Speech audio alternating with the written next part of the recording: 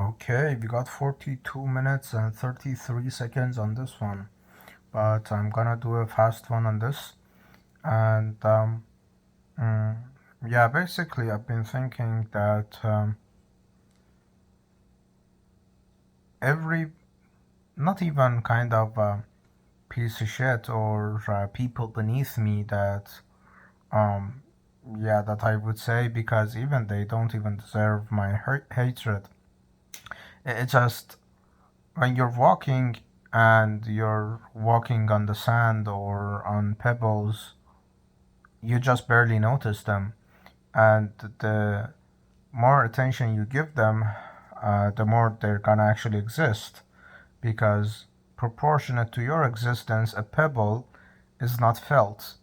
And if it is felt, then the pebble becomes proportionately big enough to be felt. That's one thing. But I cannot deny the other side of the thing that, yeah, people statistically beneath me hold resources. And the funny thing, I know exactly how and um, why and all of that, but it's just beneath me to do that. And I want to find my own way, and I am finding my own way to get those same resources and abundance. Mm. It's quite an interesting, actually, experiment because, on one hand, I don't care if I die today, in 10 years, 50 or 60, everyone dies, and I have already produced work equaling more than average 60 years old at 26. And it's not even my delusion, everyone has seen the quality and mm, the quantity of the work. So maybe that's why I'm capped on life because everything I ever wanted to experience, I have. Sure, it could be more, but more of the same thing is not gonna matter at all. You cannot visit every city. You can try your best to go as much as possible, but at the end of the day, it's the same kind of trap that you cannot visit every single city in the world. And if you dedicate your life to that, you're not gonna be able to fuck as many pussies as possible. If you dedicate your life to that, you're not gonna write as many words and as interesting ideas as possible if you dedicate your life to that. So everything has an energy cost and you cannot have it all. So I'm running a very interesting experiment with my own life, actually, that maybe my thinking is that people are beneath me. Sure, it could be a defense mechanism. Sure, it could be both a defense mechanism and true, or it could be just accurate assessment. But what's important is that what it actually changes in my trajectory, because if I hate other people and they get a sniff of it, they're not gonna give me the resources. So I'm gonna not only hate them more, but also this is gonna keep me stuck. That's one scenario. The other scenario is that because the way I am, mm, I can hate them and I can milk them for the resources and I can even hate them more.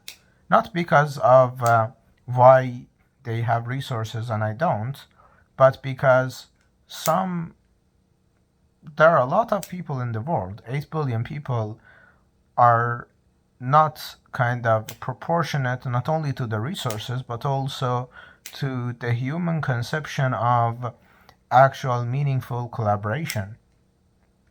And it's not the hatred solely based on the resource kind of the discrepancy, but the hatred is that there are just too many people in the world, and so many of them are just wasting resources, and their non-existence would have benefited everyone around them, including them, because they're miserable in their lives as well, tremendously.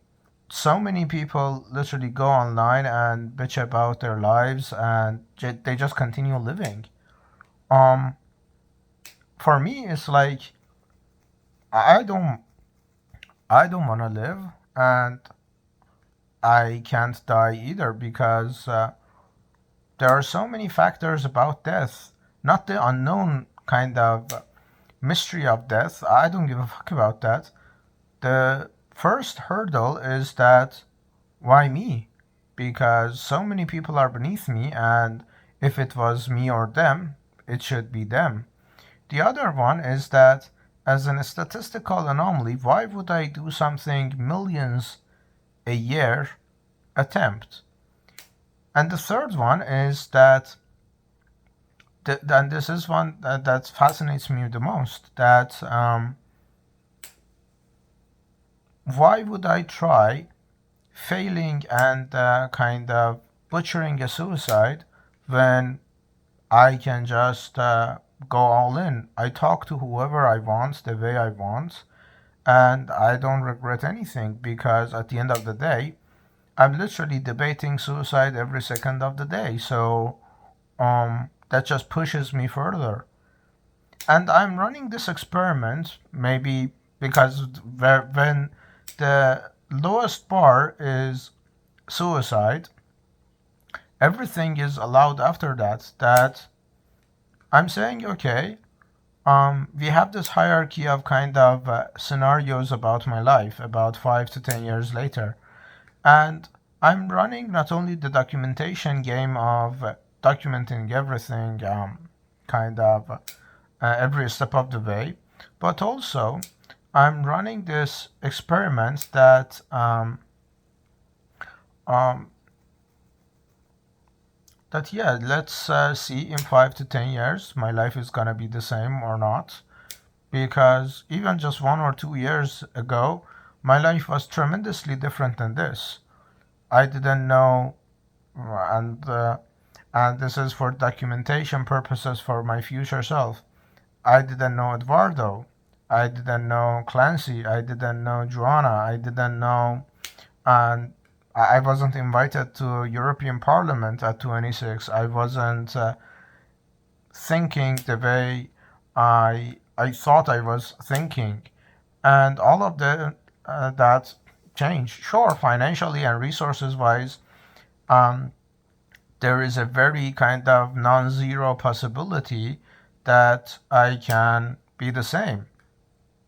I'm not going to allow that to happen, but we're literally talking speculatively, speculations. Jesus, can I talk? And the thing is that I go back and forth in this kind of thing, and this is not gonna change. I'm gonna make these videos 50 billion times more till the at least the freedom of resources and freedom of the way to be is gonna be there. At least more than this. Literally, I have no income now, but I've been invited to European Parliament where people who are beneath me actually are paid tremendously for doing nothing. And there are so many reasons for that, but the gap is kind of interesting for me. But let's say in 5 years, in 10 years, I'm gonna be the same. I'm gonna have no income. Somehow I'm gonna have survived it till then, having found food and shelter. But let's say that's gonna happen. In 5 to 10 years, I will still have survived it, and I will still have been me having survived it, and I will have still definitely had many more interesting ideas, these kind of videos, and all of that. And this has compounded. That's one thing. The other thing is that let's say I kind of mm, turn out to be evil or whatever, because Hitler was what?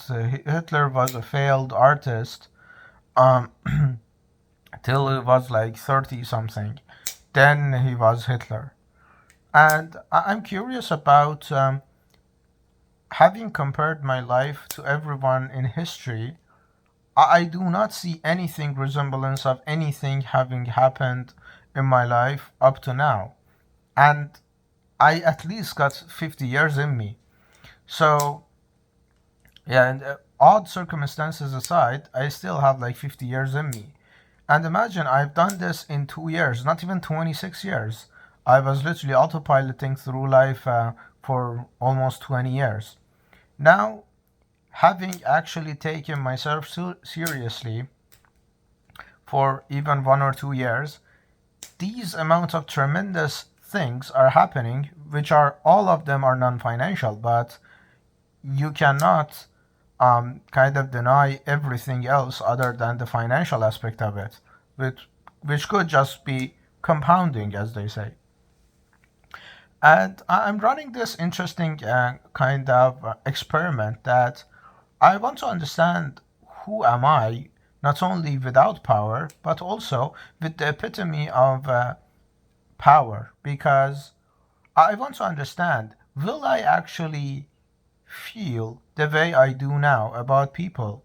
Because um, in the comparison, people seem like more significant that they actually are because they hold resources that I currently am not. So, in a way, when I become bigger, would I even be better? Because bitterness is something that you can afford. Bitterness is the only kind of food you can afford when you are starving. But when you are literally fed and well fed, bitterness is not going to be a flavor that you actually choose at the table. And I'm very curious because, on one hand, I do want to build and I don't want to burn and I don't want to become a villain or something. But on the other hand, I'm really curious, why wouldn't I be that? Because all I care about is actually surprising myself and fascinating myself.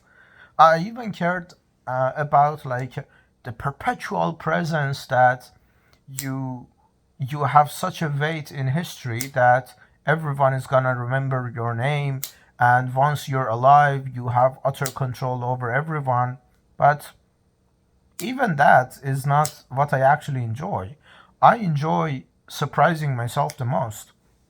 Sure, could be with killing people that I could surprise myself, unlikely, but yeah, just thinking out loud. Could be with helping people, could be with achieving fame, money, or could be with something else. And I'm running this experiment that maybe hating people is not wrong either. Maybe people who are statistically beneath me just has the order to stay beneath me. That's it. And to sustain that order, I need hatred as fuel.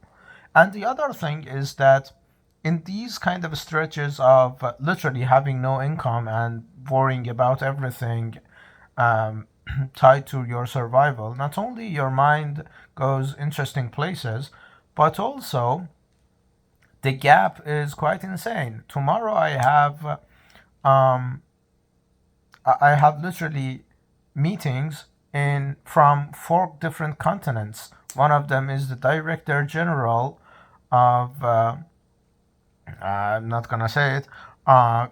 Basically, Joanna. Tomorrow is Joanna, as well as Ross, which is the kind of CEO of some tech startup earning millions, and the other one is kind of a Qatari kind of business working with AI and having problem with their Europe transition.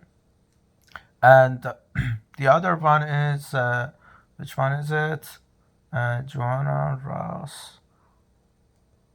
Yeah, the other one is a policymaker in Germany. And none of them know, okay, Joanna knows, but most of them don't know about my financial situation. They just see, okay, how does this 20 fucking 6 years old have these ideas and is this kind of presence that it's just unexplainable. Even I myself, having been it, I cannot explain my life. And sure, this is gonna seem voodoo, whatever, delusion and whatever. Sure, it can seem like that, but my most kind of interesting understanding of the situation now is that you cannot keep compounding in these kind of conversations, being inside these kind of rooms, being connected, let's say, being friends with these kind of people, and you yourself in 5 years are in the same spot. Because as long as much as I hate to admit it, these people are not here for me. These people are here for my trajectory and for my story, and for what I can do for them now, or what I can do to them tomorrow. They're literally banking on that because they would be very stupid to be senior figures with 30 years of experience in their top niches facing problems that I'm already solving without them actually understanding the problem exists. They have some feeling that I'm gonna be solving those problems very soon for them, because these people have received cold emails from billions of people, have talked to thousands of people, have so it's kind of incomprehensible to me to be exactly at this spot or even a little bit farther ahead, even in the financial aspect of it. In 5 years, me having no income, literally, how do I even fucking survive till there? And also, or having it like dead income, basically, that you get 2000, you spend 1900 and 100 for your self satisfaction, and you're literally in the rat race. I cannot conceive of that. I don't know how. I'm not gonna even enter the rat race and immediately exit what I haven't even entered yet. But it's quite fascinating to me to see the trajectory, because for whatever the reason, I'm certain, because as I said, the bare minimum is the suicide. The layer after that is failing suicide, and the layer after that is just being miserable and having a day-to-day 9 to 5 for another breath, because that's another thing as well. Why would I chase another breath when I actually don't care anything about anything in life other than my three kind of existing red lines that could literally disappear tomorrow? With failing suicide, I can literally pay 20K to do a euthanasia. That's solved. Or the statistical rarity. Why would I give a fuck if people statistically beneath me have done the same thing? People literally, um, let's say the best soccer player scores a goal, the most mediocre soccer player scores a goal as well. Doing the same thing doesn't mean being the same person and the same caliber of the person. That's another kind of solution to the mental loop. And the other one is that the self fascination. Sure, I'm fascinated now by what I think and what I can achieve, but I don't give a fuck about power. I don't give a fuck about freedom. I don't give a fuck about, to be honest, anything in the world. I've had very wonderful conversations with people, have met very interesting people. I am friends with very interesting people, and I'm fascinated whenever I talk to them. But is that a reason for me to wake up? No. I always want to not wake up to see tomorrow, because, and this hasn't changed any day in my entire life, because the way I understand it, either consciousness stops or there's a kind of transition phase, so the consciousness continues in a new format, in a new kind of body. Any of the scenarios of death is not scary to me at all. The transition to death is actually scary to me. Butchering suicide and having more physical pain and being stuck is more terrifying for me rather than death. Death is either ending or you go to a new world and you live the same hell again, or you go to fucking heaven, you fuck 50 bitches in the afterlife. There are so many iterations of hell, afterlife, heaven, and whatever, but none of them actually is worse than this, because observing other people beneath me having the resources they never deserved not only is an insult to my efficiency based kind of mode of operation, but also it it feels kind of kind of weird as well to me that someone who can be a clown with no understanding of anything about anything other than how to be a clown, um, goes and pays, let's say, 20,000 to just max out a character they like in a game. And 20,000 is gonna be literally the funding I can receive to work on something that's gonna affect millions of lives as the fifth crime in the ICC that I've applied for. That kind of gap is not unfairness. It's just ridiculous to me because that person is just consuming the same air, the same food, the same whatever, without having deserved any of it. Because it's literally like you're living with the person. They they just wake up. You cook them food. You clean them. You do everything. They just wake up, eat, and they just sleep. They don't even play games or enjoy anything about their lives as well. They just wake up, eat, function as a kind of human being, and then they sleep. You provide everything for them. This is how I feel about people who are TikTok scrollers, people who consume rather than create anything, not even of value, just literally creating anything. Even I have like a little bit of respect for the content creators, so called, that they can actually make a documentation of them being a clown. But people who watch videos and comment first, or comment, I was here first, or comment um, to be seen, these people hold no value for me. And to be honest, I see no world in which these people deserve to live in. Sure, they have families, they have fucking, they have hobbies, they have, everyone does. At the end of the day, there is a hierarchy to everything related to human beings. There's a hierarchy of food. There is a hierarchy of comfort. There is hierarchy of money. There is hierarchy of everything related to human beings. And then we have this delusion. It's not even a delusion. It's a mode of governance that everyone is equal in humanness, in being human. What does it even mean to be human?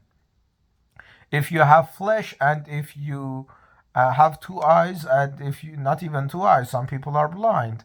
What is it to be human?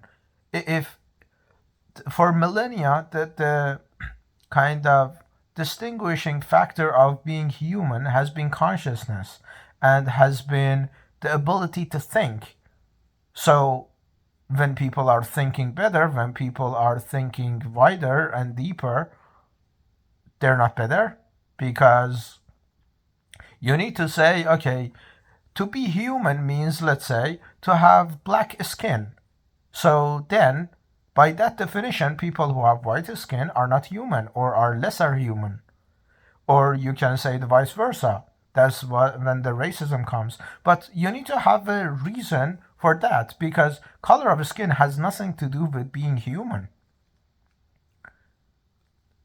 But what is the distinguishing factor of to be human is the ability to think and the ability to create. So when whoever is aligned most with that kind of definition of being a human, then that person deserves more resources to be more of a human. And the current world order is that the family you were born in, the passport you hold, the people you can suck their dick of, or the attention you can grab from other monkeys, these are all factors of resource distribution.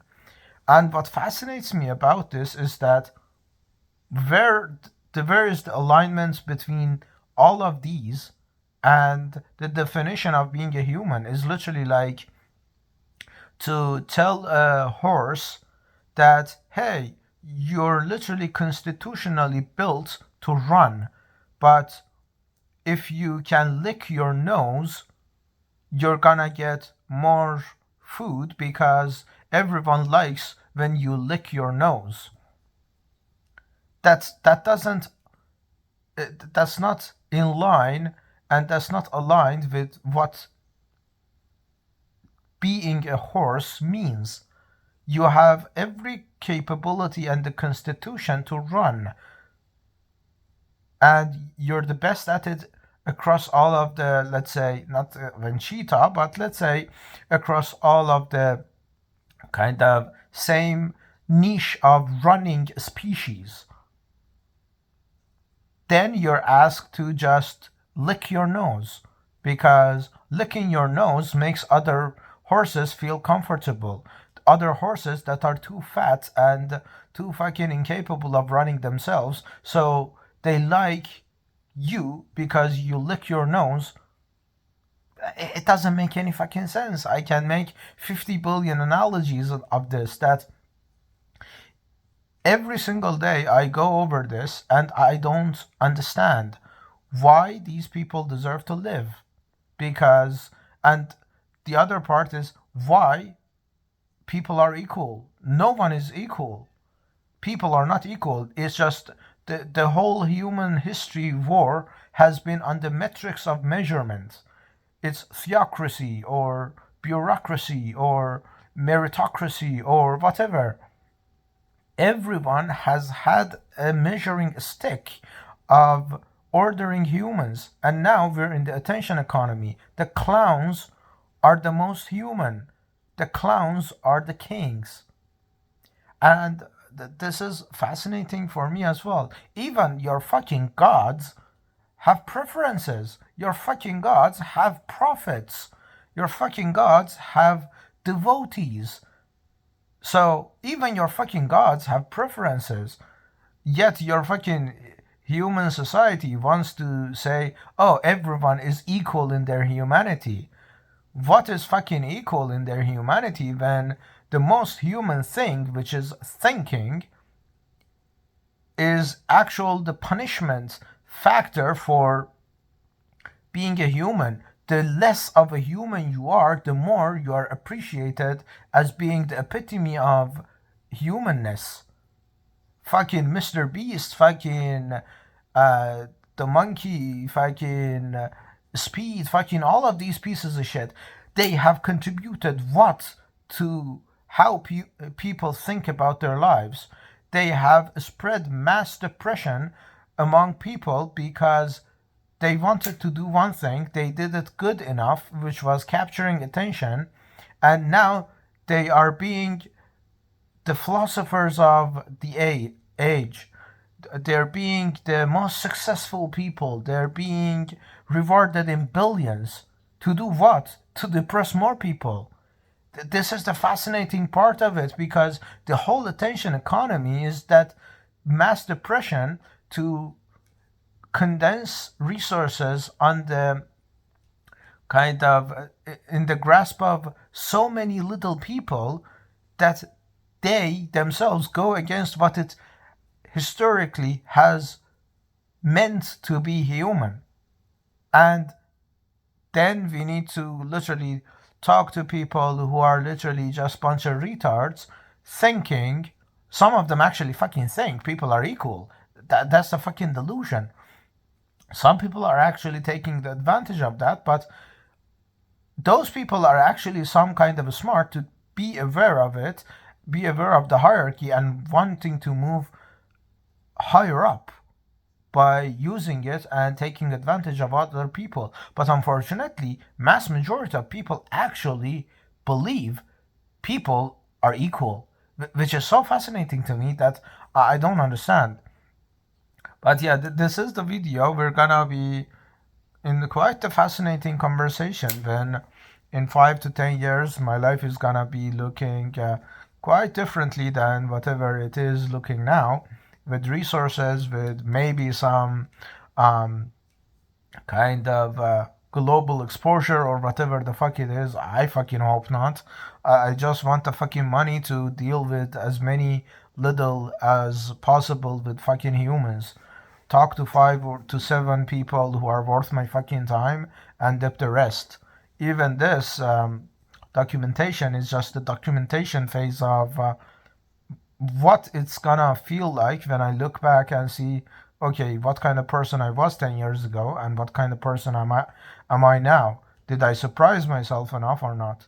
Because to be honest, I just don't understand anything like about what life is supposed to be. Because if your life is you being most of who you are, some people even don't know who the fuck they are. That's fascinating. But let's say your life is to be most of who you are most of the time in the most aligned manner until you fucking die, then half of the people on the fucking planet should commit suicide today, me included, because some people are not even be allowed to who they want to be most of the time. Not even fucking half of the time. Some are even denied to explore who they want to be. That's the fascinating part. But at least, like for me, I talk to whoever the fuck I want, the way I want, because if all push comes to shove, and if I have to beg someone beneath me, I'd rather not, because begging someone beneath me means I have something more important than begging, which is either self preservation, that for me is not, or the temporary kind of factor of guaranteed excellence afterwards, which I can find another way towards it. So why beg people when you can actually fucking use them? When you can actually be strategically holding leverage on their heads? Leverage is language of power, so why beg people beneath you? That's another fascinating part, that I have like 5 or 6 channels, and some people come to my video and say first comment. Okay, first comment. Thank you for boosting my fucking algorithm and wasting your fucking time. You can go and make your fucking YouTube channel and maybe get some, at least, delusion of financial systematic kind of income through your actual brand, which, or you can use it like me as documentation. But no, you need to go on someone else's comment section and say first. That's the misery of the age, that saying first, or my comment got like 50,000 likes on a celebrity's post. That's the amount of status that people are claiming these days. A status is understood very wrongly. A status is not source of self-satisfaction. A status is a means to abundance, to power, and to hold resources. Becoming a celebrity for me is not for self-satisfaction or for my fucking ego, is to hold that fame as leverage to gather as many resources as possible to do whatever the fuck I want. So I go back to the main topic of the video, which is to surprise and fascinate myself. Yet people want to be liked. People want to be fucking remembered as someone who has no friction with the other people. Yes, other people have no fucking lives. I know so many miserable billionaires who are literally begging for one fucking like in their fucking Instagram, in their fucking YouTube channel, and I have asked them millions of times why. You're literally doing the ass backwards. I'm doing all of these fucking monkey dances in my YouTube, in my not this one. This one doesn't get any views. I'm supposed to get nothing as well. But other channels, my LinkedIn, my fucking Telegram channel, my Instagram, my connecting, showing up to events, talking to people beneath me, and making everyone feel good about themselves, and all of that monkey dance. And this is the freedom, the extent of freedom that I'm talking about. It's the 36 minutes of the video with a 4 members channel with usually 0 views. This freedom, I can be myself, express myself, iterate myself, and rehearse my fucking identity without any witnesses, and also document it for future. And also have the mental kind of escape route that I'm not even locking the video. I'm not being a pussy. I'm literally showing who the fuck I am, but the world is not seeing it. That's the epitome of a freedom, that you don't need any of that. And to think that people are using these as, instead of self-iteration and self-rehearsal of the identity, or a kind of source of documentation, they're using these to get 1 or 2 people praising them so they feel self-satisfaction. They do all of the monkey dance of editing 50 times, finding the best thumbnail. People who do it for the money and for the hustle, full respect. But there are billions of people, millions of people who are actually doing this without the money need. They just need to be seen because they don't actually know who the fuck they are themselves. I asked Dan this exact question, like Dan Martyr that I've been talking to recently in my LinkedIn, and I asked him the same question. Why are you posting every single fucking day on your fucking YouTube or Instagram or whatever? Whenever it pops out, I go and this video was posted literally 2 hours or 6 hours ago. I don't follow the guy even. I don't even scroll on YouTube until I need some information about a game or some fucking event or something. Because everything needs to have at least 3 kind of functionalities for me, or it's fucking utterly useless to me. And I ask him, why you do this? Because you are fucking famous. You don't need the money. You don't need anything.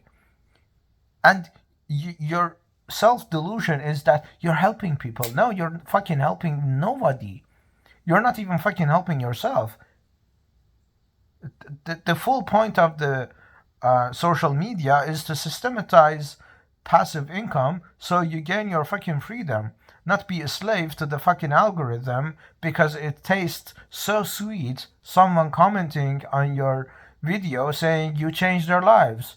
If you had fucking changed their lives, they wouldn't be in your fucking comment section. They would be busy building their own fucking empire. That's the level of fucking bullshit that I need to deal with daily. And most of them are retards with 50, 60 years of experience and expertise at the top epitome of their actual fucking respective field, and they are not even producing 1 week worth of condensed content, not as a content for fucking Instagram, but actual productive proof of living.